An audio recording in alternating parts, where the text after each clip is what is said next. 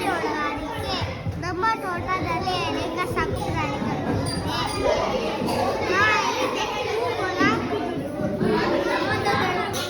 ನಮ್ಮ ತೋಟದಲ್ಲಿ ಅನೇಕ ಗಿಡ ಮರಗಳಿವೆ. ತೆಂಗಿನ ಗಿಡ,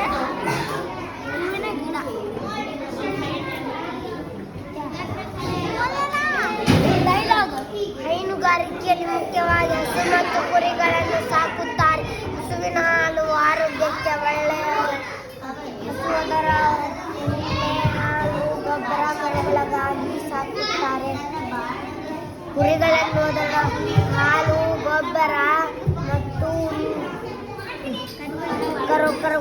ಕರುಗಳಿಗಾಗಿ ಸಾಕುತ್ತಾರೆ.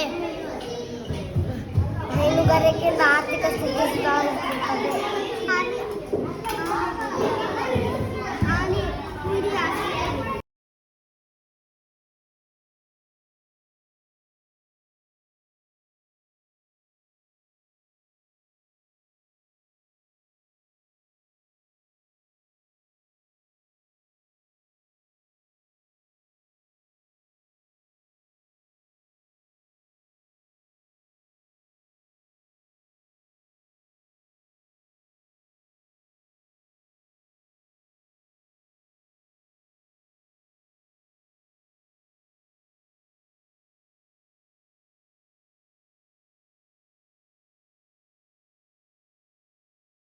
ಕೋಳಿಗಳು ಉತ್ತಮ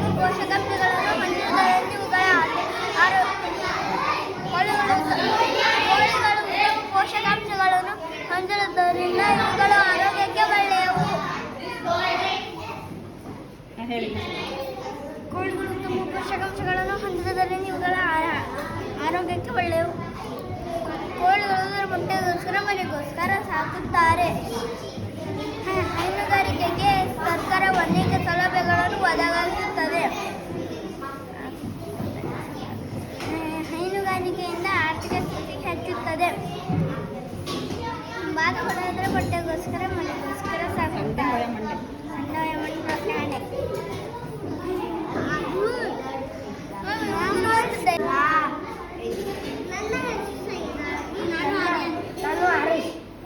ವಿಷಯ ಹೈನುಗಾರಿಕೆ.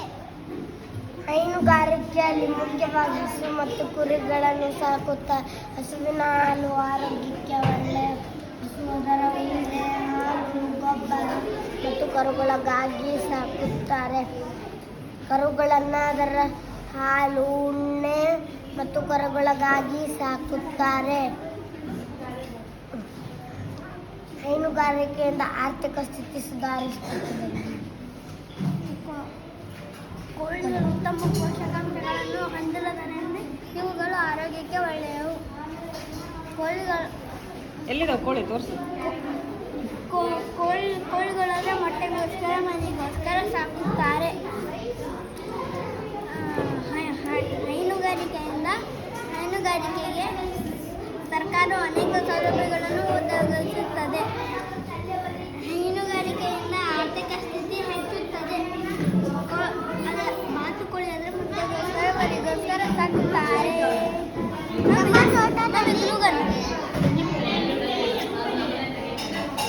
ನಮ್ಮ ತೋಟದಲ್ಲಿ ಅನೇಕ ಸಾಕು ಪ್ರಾಣಿಗಳು